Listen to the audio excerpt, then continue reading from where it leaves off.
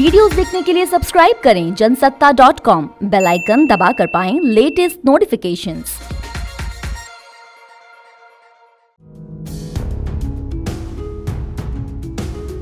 प्रदेश के अंदर zero tolerance की नीति अपराध के प्रति प्रदेश सरकार की रही है। उसका परिणाम रहा है कि 16-17 की तुलना में अगर हम प्रदेश के अंदर कानून व्यवस्था से उसकी तुलना करें या सुरक्षा के मामले में देखें तो डकैती में 65.72%, लूट में 66.15%, हत्या में 19.80%, हलवा में 40.20%, बलात्कार की घटनाओं में 45.43% की कमी भी देखने को मिली।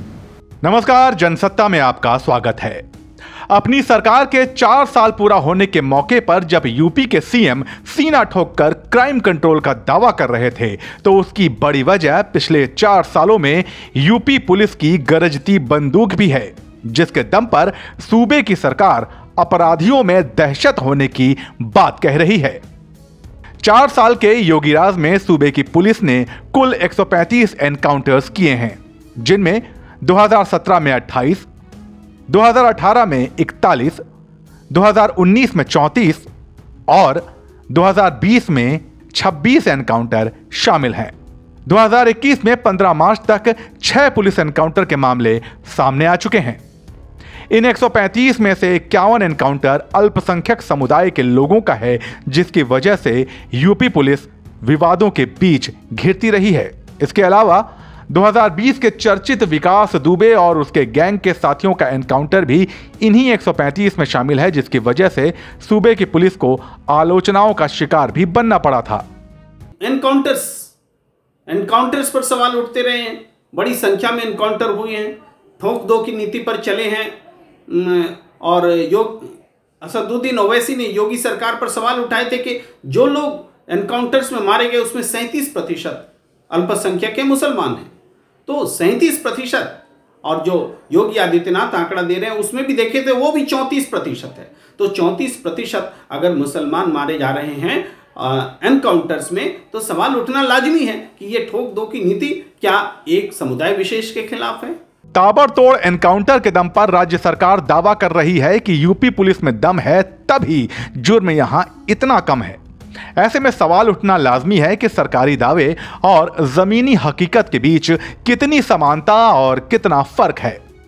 राष्ट्रीय क्राइम रिकॉर्ड ब्यूरो यानी एनसीआरबी के आंकड़ों के मुताबिक 2017 में यूपी में कुल 3,10,084 आपराधिक मामले दर्ज किए गए, जिनमें हत्या के 4,324, बलात्कार के 4,246 और लूट के 4,089 मामले शामिल हैं।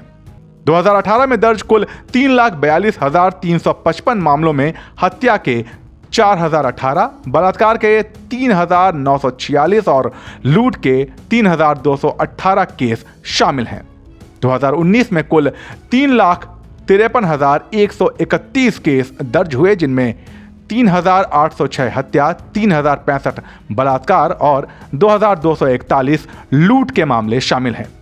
2020 में कुल 3,52,651 मामलों में से 3,468 मर्डर, 2,317 रेप और 1,385 लूट के मामले हैं।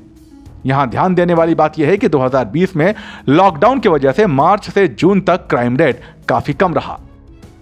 उत्तर प्रदेश के मुख्यमंत्री योगी आदित्यनाथ आंकड़ों के सहारे बता रहे हैं कि उत्तर प्रदेश में लॉ एंड ऑर्डर की स्थिति में सुधार हुआ है। क्या उत्तर प्रदेश के लोग ऐसा महसूस करते हैं? ये बड़ा सवाल है। 1 साल से आर्थिक गतिविधियां और दूसरी तमाम तरह की गतिविधियां ठप हैं, अपराध में भी कमी आई है, पूरे देश में कमी आई है। लेकिन ये आंकड़े प्रदेश के शासन व्यवस्था को बयां नहीं करते।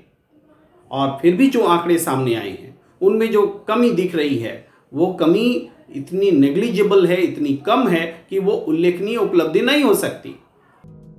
ये एक अजब संयोग है कि एक तरफ सूबे के मुखिया योगी आदित्यनाथ दावा कर रहे हैं कि प्रदेश में सुरक्षा का माहौल बेहतर हुआ है, वहीं दूसरी तरफ एनसीआरबी के आंकड़ों के मुताबिक न सिर्फ हत्या, लूट और बलात्कार बल्कि बुजुर्गों, महिलाओं और बच्चों के खिलाफ होने वाले अपराधों, साइबर क्राइम और आर्थिक अपराध में भी उत्तर प्रदेश की गिनती देश के टॉप 5 राज्यों में की जा सकती है।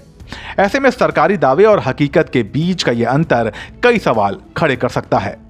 आप क्या सोचते हैं, हमें कमेंट सेक्शन में जरूर बताइए और ऐसे ही तमाम खबरों के लिए जुड़े रहिए जनसत्ता के साथ।